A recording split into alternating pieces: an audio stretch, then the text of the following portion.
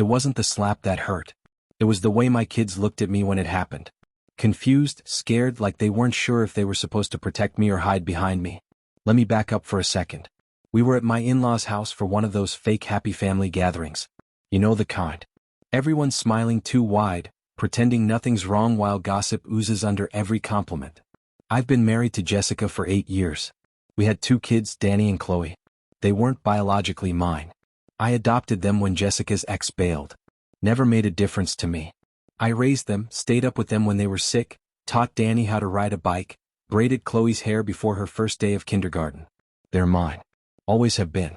So, there I was, holding a plate of cold ribs, laughing at some lame joke Jessica's dad told when her sister Amanda strutted up to me like she was walking a damn runway. Her eyes were blazing.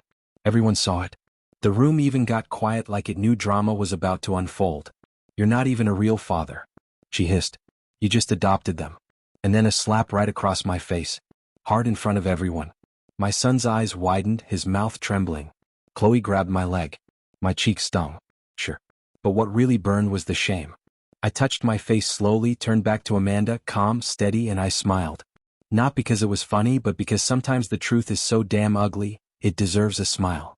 Since you brought it up, I said, silence. You could hear the AC humming. Jessica's wine glass slipped from her hand and shattered. Her face turned pale. Amanda's jaw, which like she just realized she'd poked a sleeping bear. My heart was pounding, but not from the slap. No, that moment gave me permission because now the gloves were off. You see, what Amanda didn't realize was that I already knew. I'd known for 3 months. Known that Jessica had been sneaking around with that sorry excuse for a personal trainer, Ryan. Yeah, that cliché.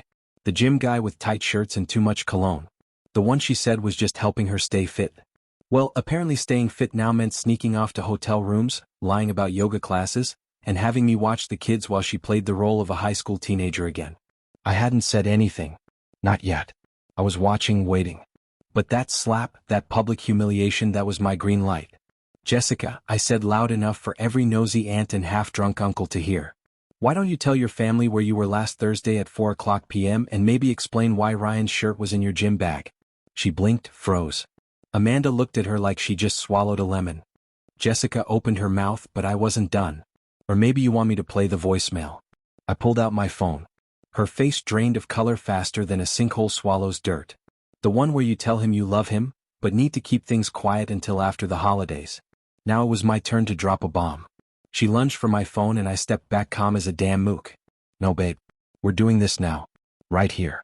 You embarrassed me in front of my kids, your family, everyone. Now it's time for the truth. Since your sister wants to talk about who's a real father, let's talk about who's a real wife. The room exploded. Her mother started crying. Her father stood up like he didn't know which one of us to hit. Amanda. She looked like she just realized she slapped the wrong guy. Jessica. She turned vicious. You want to play the victim now? She snapped. You're just bitter because I'm not some obedient little housewife. Oh, that's what this is. I laughed loud. This isn't about obedience. This is about you lying, cheating, and thinking I wouldn't find out. Thinking I was just some doormat you could walk over while I played daddy to your kids. You're not their father. She screamed. Danny flinched. And that was it. I turned to Danny, to Chloe. I saw the fear in their eyes. Not because of me, but because of her. Because they finally saw her mask fall off. I crouched down to them and said quietly, we're going home. You don't need to see this anymore. As we walked toward the door, Jessica grabbed my arm. Wait, Jason. I didn't mean it like that. I turned to her, my voice calm, steel beneath velvet. You meant every word, Jess. And after tonight, I'll make sure everyone knows exactly who you really are. Behind us, Amanda whispered, Holy S*****T. I didn't sleep that night. I sat in the guest room of my buddy Mike's house, staring at the ceiling like it had answers. The kids were asleep on the pull-out. Chloe kept holding my hand even while she dozed off, like she was scared I'd vanished too. Jessica called 15 times. I didn't pick up once. Every few minutes, another text buzzed in. Please, can we talk? Jason, I was confused. It didn't mean anything. You're blowing this up. I love you. All lies. Cold manufactured lies from a woman who could look you dead in the eye while stabbing your back. The crazy thing, I wanted to believe her. Part of me, that stupid part that still remembered our wedding day, her laugh, the smell of her hair on Sunday mornings. It wanted to pretend this wasn't real, but it was. 3 months ago, I noticed the little changes, the late-night gym sessions, the fresh lipstick before errands, the password on her phone suddenly changing. I asked lightly at first. She laughed it off, rolled her eyes, told me I was being clingy, so I let it go. I trusted her. That was my first mistake. Second mistake, not listening to my gut. It got worse. I started seeing it. The smug little smirk she had when she got a text and turned the screen away. The way she suddenly needed space all the time, snapping if I asked the simplest question. And then the moment I couldn't unsee, I came home early one Thursday. Her car was there. I walked an empty house except I heard the shower running upstairs. Weird. Then I saw the shirt on the floor in the hallway. Ryan's logo, the same one he wore in his gym pics. I walked up to the bathroom door. Steam everywhere. I opened it. She was alone, but her face gave her away before I even spoke. Eyes wide, guilty like a kid caught stealing cookies. She said she just wanted to shower alone, that she worked out harder than usual. I didn't press it, just watched her. And in that silence, she knew I didn't buy it. I got what I needed the next week. The voicemail. I'd synced her phone to the family laptop long ago for the kids' photos. Guess she forgot. Guess she thought I'd never look. Ryan's voice came first. God, you wore me out today. I wish we didn't have to sneak around like this. Then hers. I know, babe. I just need Jason to keep thinking everything's normal. I can't risk him leaving with the kids yet. After New Year's, I'll fix everything. Fix everything like I was a broken appliance. I stared at the screen, my hands shaking so bad I almost dropped the laptop. I copied the file, listened to it again and again. I didn't cry. Not then. I shut the laptop, walked to the kitchen, poured a drink. Straight whiskey. The burn didn't compare to what was happening in my chest.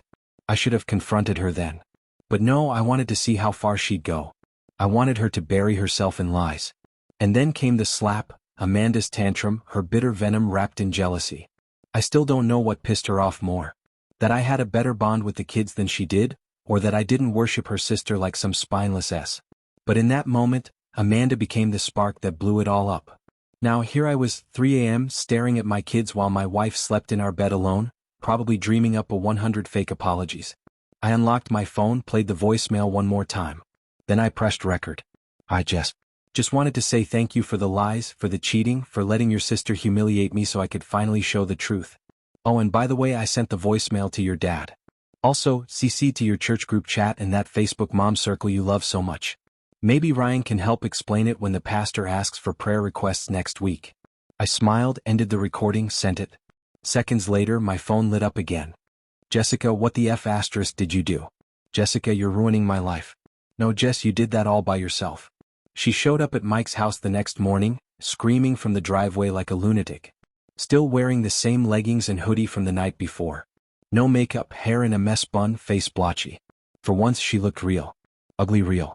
Mike opened the door before I could get there. You want to keep it down? He said, voice cold.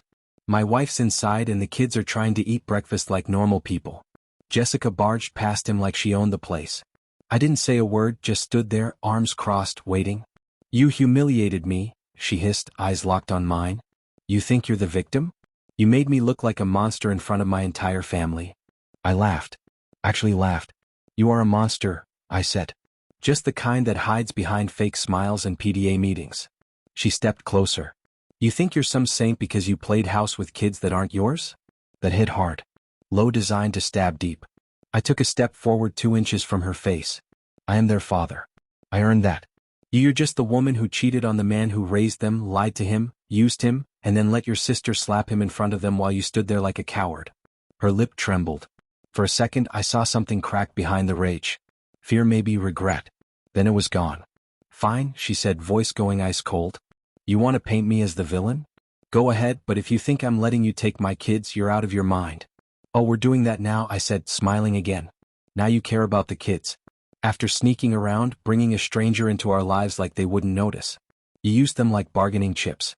I made a mistake. No, Jess, a mistake is forgetting an anniversary. You made a choice repeatedly with a guy who probably thinks a bookshelf is a personality. That got her. She started pacing. I wasn't happy, Jason. I felt trapped. I needed something that was mine. You were always there. Always. Perfect. You made me feel small. Don't blame your dirt on my clean floors. She stopped. You think you're better than me? No. I said, calmer than I should have been. I know I am. She was silent for a second. Then she changed tactics just like that. Voice soft. Tears coming now. Fake or not, I couldn't tell anymore. I loved you once. You know that, right? she whispered. That makes it worse. The door creaked behind us. Danny and Chloe peeking through. Mike's wife gently pushed them back inside. Jessica saw them. Her tears ramped up like she was on cue. I'm still their mom. Biologically sure. That one landed like a slap of my own. She flinched. Then she dropped the act completely. You'll regret this, she said, stepping back, voice sharp again.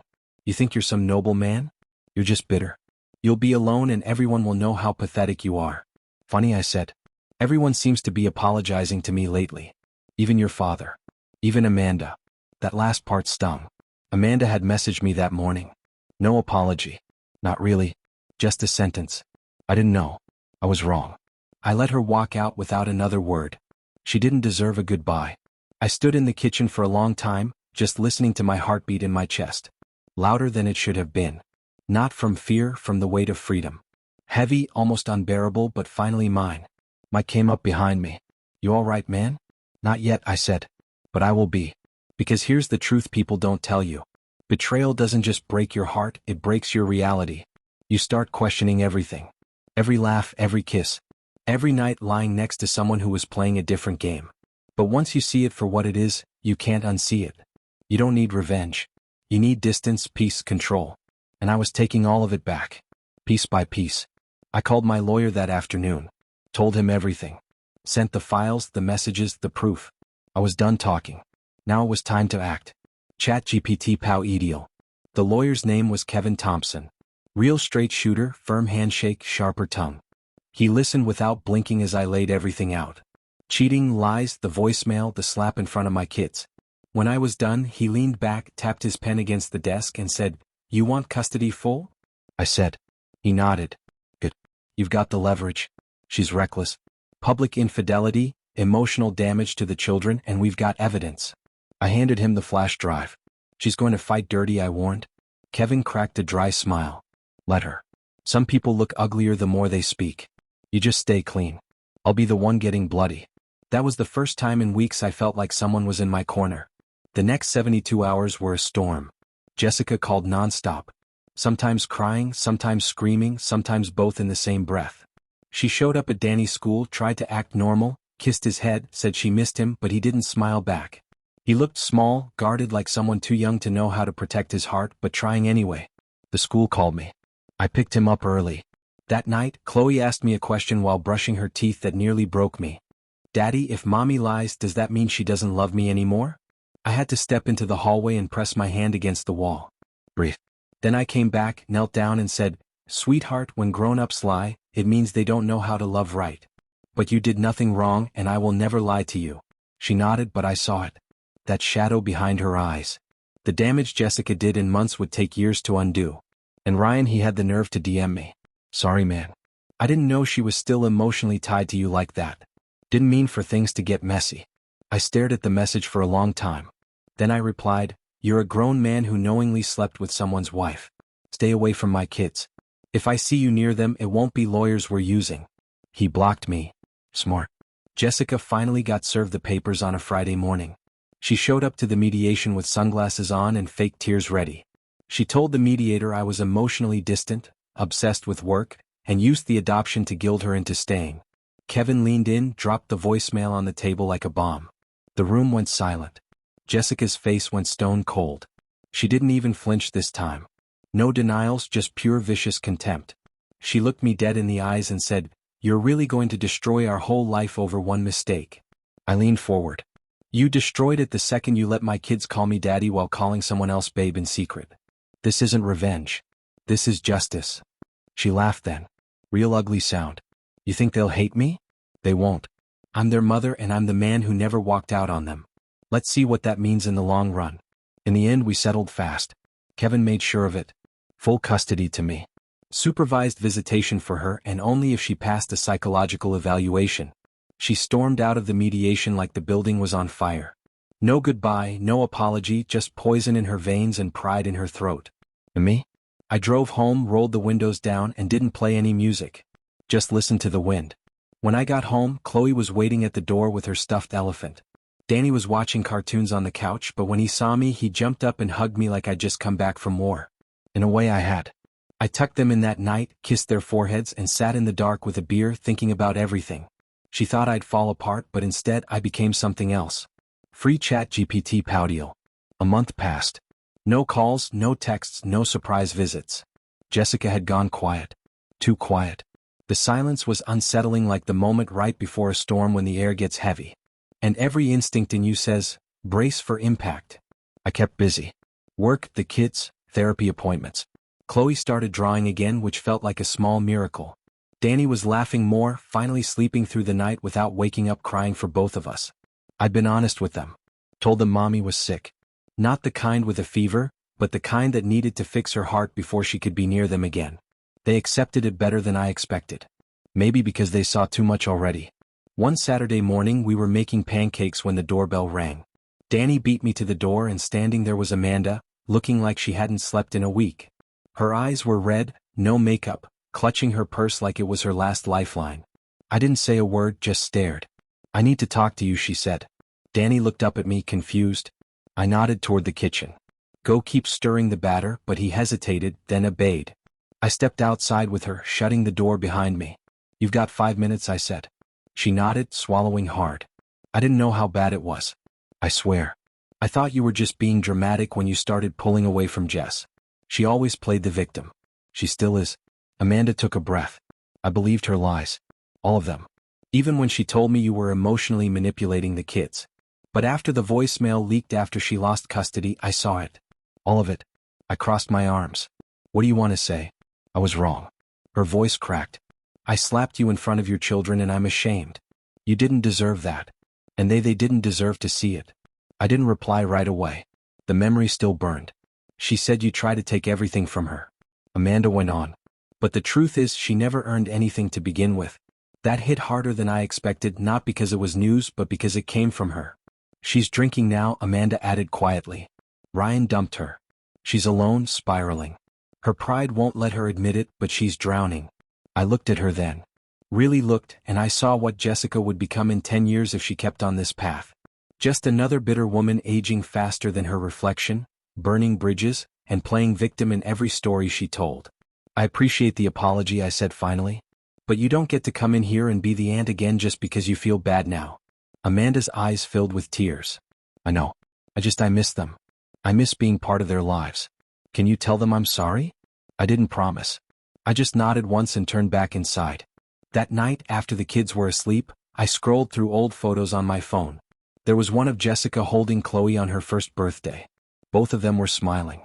It looked perfect, but I remembered the moment behind that picture. How Jessica had thrown a tantrum earlier that day because the icing color didn't match the Pinterest theme she'd picked. How she called me useless loud enough for everyone to hear. How I laughed it off to keep the party going. That was her way. Smile for the photo, scream in private. I deleted the picture.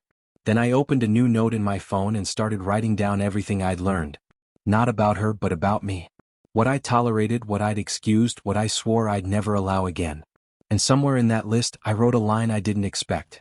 I loved someone who never really existed because that was the truth. I didn't miss Jessica. I missed the version of her I built in my head. The woman who said the right words, wore the right dress, played the role. But the real one, she was just a stranger in my bed. By the time I closed the note, I felt something I hadn't felt in a long time. Not rage, not sadness, peace. Not the fake kind you post about, the kind you earn, one broken illusion at a time. And for the first time in months, I slept without waking up in a cold sweat. I didn't dream about her. I dreamed about a house by the lake, my kids laughing in the backyard, and me alone, but not lonely, alive. The peace didn't last long. 2 weeks later, Jessica broke the silence. It started with an email. No subject line, just a single sentence. We need to talk before you ruin everything. No explanation, no apology, just another veiled threat wrapped in desperation. I didn't reply. So she showed up at the kids' soccer game. I was on the sidelines sipping coffee, cheering for Danny as he jogged onto the field. Chloe sat next to me braiding her Barbie's hair. Then I saw the head start to turn, the quiet ripple of attention spreading down the bleachers. There she was, Jessica in sunglasses too big for her face, strutting toward us like nothing had happened. She even smiled at a couple parents. I stepped forward before she could get near the kids. You can't be here, I said quietly. It's a public field, she snapped, her voice low and venomous. I checked. You think I care about technicalities? I stepped closer. You show up again uninvited. I will file for a restraining order. You think keeping me away is protecting them? Her eyes were wild now. Mascara already starting to smud. You're turning them against me. You did that all by yourself? She opened her mouth to argue, but then Danny saw her. His face dropped and that killed whatever speech she had rehearsed. He turned back to the game without waving. She watched that happen like someone just knocked the air out of her. Her hand fluttered up to her chest. For a second I thought she might actually cry. But of course she didn't. She turned to me, eyes narrow. You're making a mistake. She said, when they grow up, they'll ask what you did to keep their mother in their life. I nodded yet, and I'll show them every message, every voicemail, every choice you made because I documented everything. She didn't reply. Just walked away slower this time, defeated, but still toxic enough to leave a sour taste in the air. Chloe looked up. Was that Mommy? I didn't lie. Yeah. Why didn't she wave at me? Because sometimes grown-ups forget how to do the right thing, even when it's simple. She nodded, then went back to her doll. That night, after the kids were asleep, I pulled out the old fireproof lockbox I kept in my closet. Inside our marriage certificate, the adoption papers, copies of every legal form filed since this whole thing began. I stared at the marriage certificate for a long time. The date, the handwriting, the signatures. Then I grabbed a lighter from the drawer. I didn't hesitate, watched the edges curl, the ink blacken and flake away. No drama, no music playing in the background, just flame, smoke, enclosure. I flushed the ashes down the toilet. Not for symbolism, for sanitation. Because that's what it had all become, a waste. Filthy, draining, and finally gone. The next morning, I got an email from the school. Jessica tried to list herself as an emergency contact again. I called the principal immediately. Shut it down fast. Later that day, Kevin, my lawyer, called. She's trying to amend the custody agreement. Claims she's been rehabilitated. Wants joint visitation. I could almost hear him rolling his eyes through the phone. What do you want me to do? I was silent for a moment, then I said, destroy her in court professionally. Kevin chuckled with pleasure. See, it wasn't about revenge anymore. It was about protection. Jessica wasn't a wounded ex. She was a sinking ship desperate to pull someone down with her. And I wasn't about to let my kids go down into that chaos. The next few weeks were a blur of paperwork, hearings, supervised visits she didn't show up to, and testimonies from therapists who'd spoken to my kids. By the end of it, the judge didn't even need time to deliver it. Jessica lost all visitation rights permanently. She didn't even stay to hear the verdict. Walked out of the courtroom halfway through the hearing, slamming the door like a child being sent to their room. And just like that, it was over. The war, the stress, the mental gymnastics of pretending any of it made sense. Gone. I walked out of the courthouse, looked up at the sky, gray and spitting rain, and smiled anyway. Because freedom doesn't always come on a sunny day. Sometimes it comes soaked in rain with tired eyes and worn-out hands.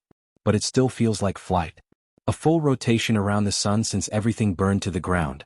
And somehow I've never felt more alive. Life didn't magically get easier. No, I still wake up some nights thinking I hear Chloe crying only to find her curled up safe in her bed. I still flinch when the phone buzzes unexpectedly. Still double-check the locks at night, not out of fear but out of habit. Wounds like this don't heal in a straight line, but they do heal. The house is different now. Lighter. No more walking on eggshells. No more fake laughter at forced dinner conversations. No more quiet tension so thick it made the walls feel closer than they were. Instead, it's real now. Chloe plays the piano badly but fearlessly. Danny's obsessed with bugs and mud and asks questions like, do ants fall in love? Ryan, the oldest, calls me dad like he invented the word.